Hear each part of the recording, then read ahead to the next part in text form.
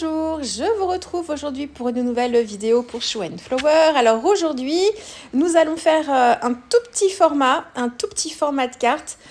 Coucou. Alors c'est un coucou à 3 mains, 4 mains. C'est mon petit qui est venu faire le coucou du démarrage.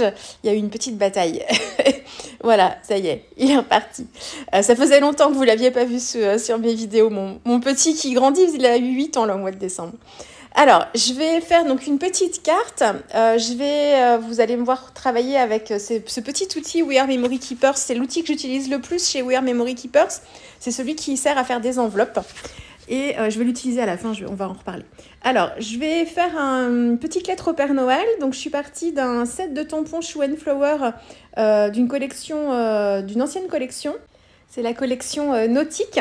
Donc j'ai tamponné en fait le petit motif de carte postale. Alors je vous dis, il n'est pas grand, il doit faire à peine 10 par entre 6 et 7 cm je crois de haut. Donc un tout petit format tout mignon en fait et qui se prête parfaitement au travail du doudou. Donc là c'est une petite carte que j'ai mis très peu de temps à faire, à peine 1 heure, enfin 1 heure, 1 heure un quart, le temps de faire l'enveloppe, de choisir aussi un petit peu mes papiers, tout ça. Mais assez rapide. Alors, je travaille sur un papier en 100% coton, mais alors c'est pas du tout indispensable.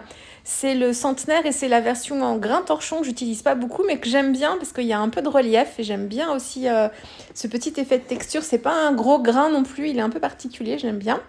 Donc je tamponne directement dessus.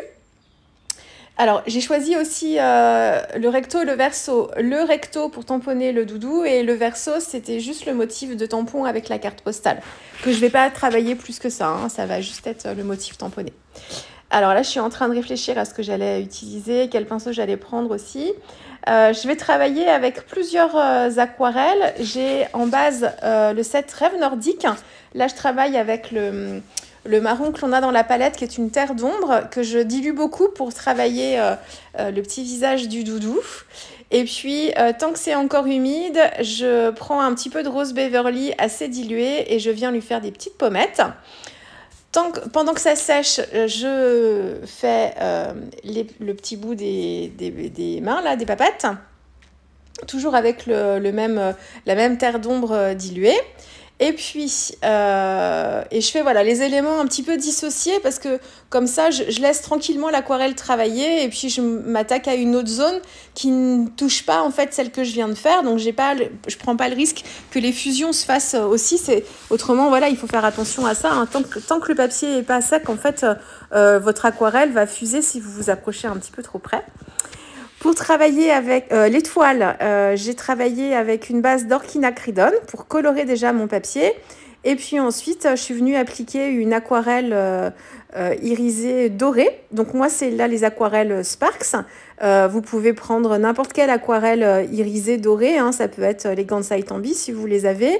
Moi, c'est des aquarelles que j'utilisais beaucoup avant, que j'aime toujours autant. Hein. C'est juste que voilà, j'ai des nouvelles couleurs et de nouvelles marques. Donc, je teste et je tente des choses. Les Magical aussi, si vous avez le set de Magical Glitzy, vous avez le Glitzy Gold qui conviendrait très très bien aussi, un peu dilué pour avoir le côté irisé. Il y a plein de façons d'ajouter du doré. Votre crayon gel pailleté aussi. Si vous avez un crayon gel pailleté, peu importe que ce soit les versions hybrides ou pas, vous pouvez l'utiliser un petit peu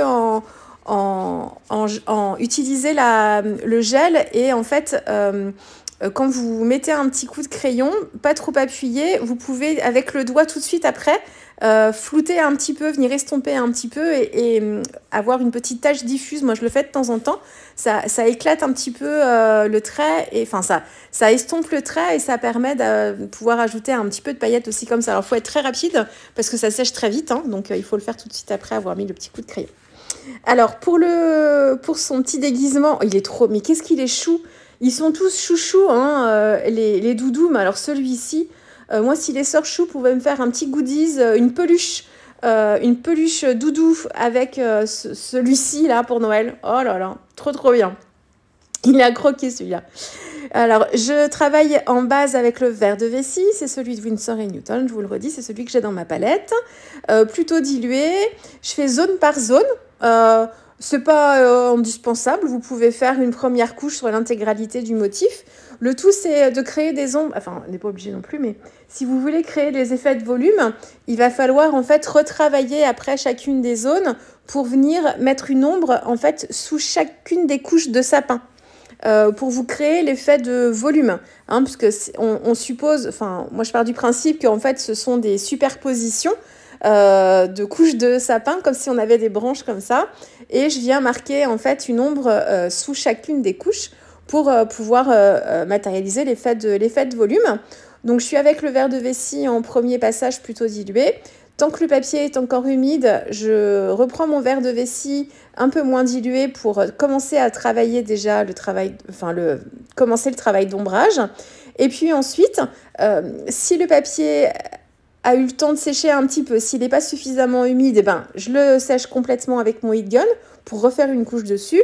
Et si il y a encore un peu d'humidité dedans, je viens tout de suite travailler les ombres avec le verre de périlène que j'utilise vraiment pas dilué du tout avec la pointe de mon pinceau, et je profite encore de l'humidité de mon papier pour me créer un petit liseré qui va se flouter très très très légèrement en fait, hein. Comme le papier est moins humide, la fusion se fait sur une surface moins grande. Plus le papier est humide, plus la fusion se fait, et moins il est humide et plus elle est contenue. Et puis quand il est sec, il n'y a plus de fusion du tout, hein, dans les degrés de séchage ou d'humidité. Donc j'ai fait ça une première fois, et puis j'ai bien séché et j'ai retravaillé les ombres avec mon verre de périlène. Et donc vous voyez ce que je fais là, je prends un pinceau très fin et je viens ourler en fait le bord de mon motif de tampon. Et puis je descends mon trait en fait sur les extérieurs et j'essaye de ne pas faire non plus quelque chose de trop rectiligne. J'essaye de faire une forme d'arrondi dans les coins en fait du motif, pour donner une impression de rondeur en fait, et encore une fois de volume, et qu'on casse un peu le côté anguleux. Si vous faites juste le liseré et que vous faites le liseré sous la couche du sapin et que en horizontal, la couche horizontale, et si vous faites aussi le liseré sur les contours et que vous faites comme ça, comme si vous faisiez des traits, vous allez perdre le côté naturel en fait. On va trop voir que c'est vous avez mis des traits et que vous n'allez pas avoir l'effet d'ombre à ce moment-là si vous faites juste ça.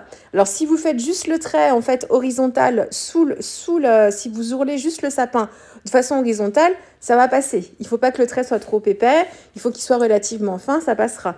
Mais si vous faites aussi de chaque côté, il faut vraiment donner une forme arrondie en fait à chacun des coins en haut, à droite et à gauche, pour que vous ayez un effet de bombé et un effet naturel. Sinon, vous allez perdre l'effet d'ombre. On ne va pas comprendre, en fait, à la fin, quel était le but, en fait. Si vous voulez vous aider pour flouter votre trait, vous pouvez reprendre un petit peu de verre de vessie assez dilué pour ne pas reprendre de l'eau claire. Et vous allez comme ça, en gérant bien l'eau aussi, il ne faut pas qu'il y ait trop d'eau dans votre pinceau, vous allez comme ça réussir à faire une meilleure transition entre le verre de périlène et en fait le reste du papier. Et ça va vous permettre de flouter encore un petit peu plus l'ensemble de votre sapin. C'est ce que je vous disais pour le pull, pour le fond. Quand on a des démarcations, si on trouve qu'il y a un petit peu trop de démarcations, il ne faut pas hésiter, quand le papier est bien sec, à refaire une couche avec la couleur en fait qui vous a servi, par exemple ici le verre de vessie, assez dilué, alors pas trop non plus, mais un petit peu. Et ça va venir, en fait, il y a un effet de filtre qui se crée comme ça. Moi, c'est quelque chose que j'ai testé, pareil, sur Deria, où je trouvais que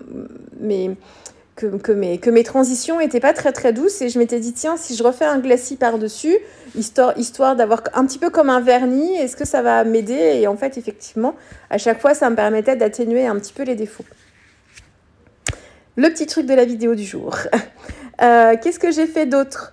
Eh bien, j'ai travaillé les bras, enfin les manches, les petites rayures avec le bleu clair perlescent du set Rêve Nordique. J'ai fait une rayure sur deux et autrement, l'autre rayure est restée blanche. Voilà. Alors, et qu'est-ce que j'ai fait d'autre? Non, bah voilà, c'est tout. Et puis alors, là, pour travailler un petit peu le fond, alors j'y vais très très légèrement, là, hein, c'est vraiment... une petite carte pour m'amuser avec la mise en couleur du doudou, mais voilà, c'est un tout petit format. J'ai travaillé avec une aquarelle irisée argentée pour le sol. Donc déjà en premier passage plutôt dilué. Et puis ensuite, j'ai pris le gris, le gris noir du set Rêve nordique d'Aquarelle Isaro. Je ne sais plus quel est son nom, je n'ai pas les noms sous les yeux. Qui est un petit peu irisé. Et je suis venue travailler en fait les ombres sous le doudou. Et puis j'ai fait des petits coups de pinceau pour qu'on ait l'effet un petit peu de sol avec un petit peu de relief. Donc voilà, tant que la première couche avec mon aquarelle argentée irisée était mon aquarelle argentée était encore humide, je suis revenue comme ça. Et puis là, je m'attaque au contour du doudou. Donc je travaille avec le bleu clair perlescent.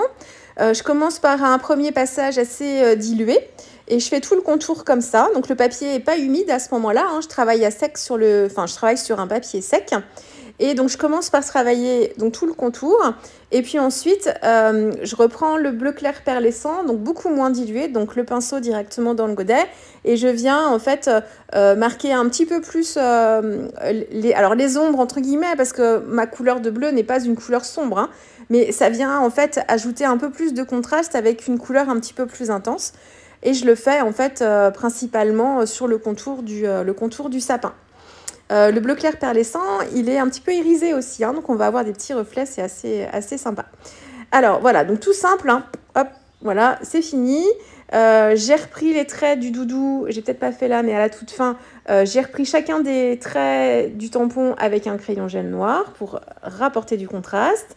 J'ai fait une petite finition de ma lettre au Père Noël, c'est le titre. Mon très cher Père Noël, je crois, que je scinde en deux en fait, hein, il est trop long.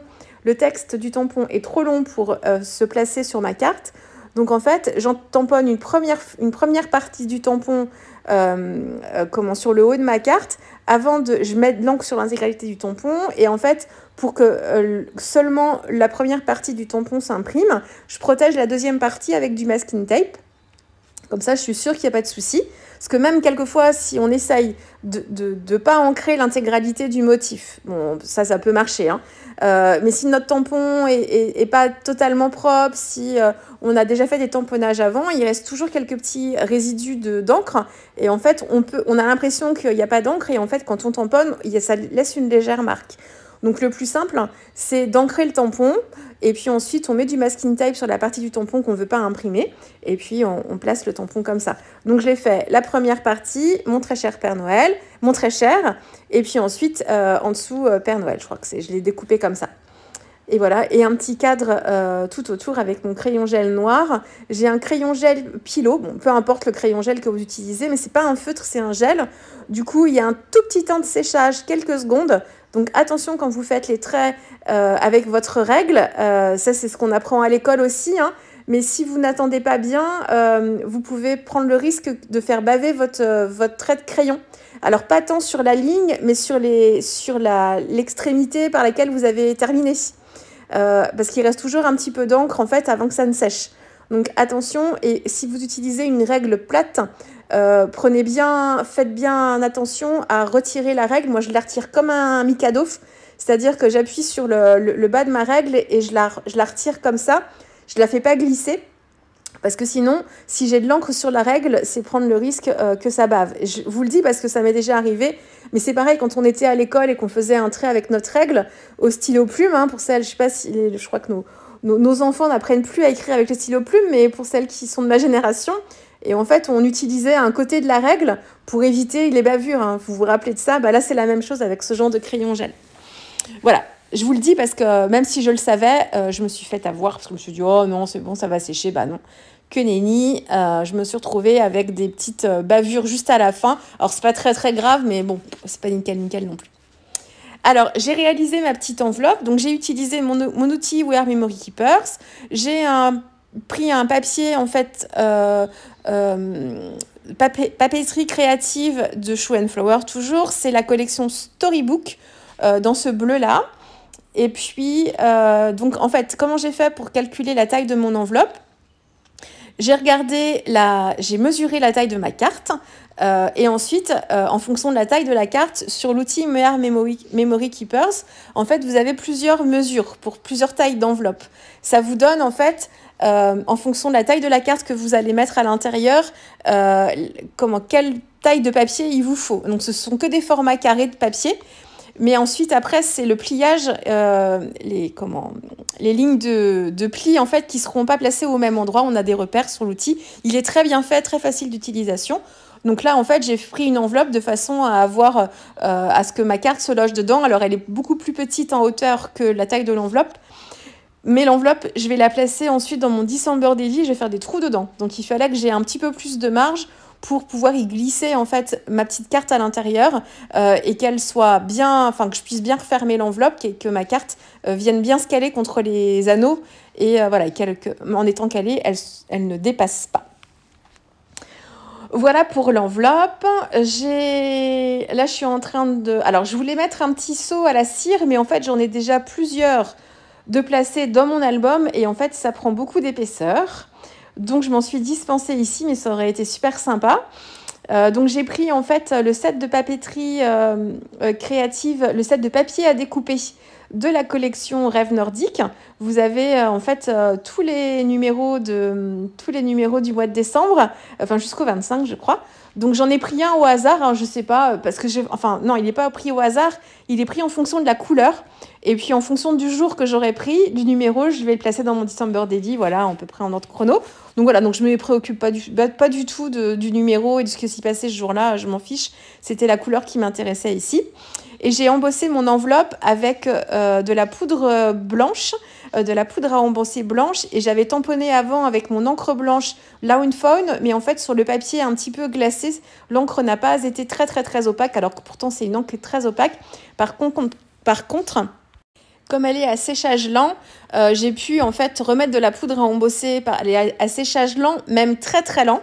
Donc j'ai pu remettre de la poudre à embosser par-dessus parce que voilà, la poudre a pu adhérer sans problème. Et du coup, j'ai fait un petit coup de gun pour que les flocons se voient bien. Et j'ai un autre coup de tampon aussi qui fait un petit cachet de poste en haut à droite. Et c'est pareil, ce sont des tampons de la collection Rêve Nordique. Voilà, je vous laisse avec la dernière photo et ce petit doudou trop mignon. Et nous, on se retrouve très vite pour une prochaine vidéo. Au revoir.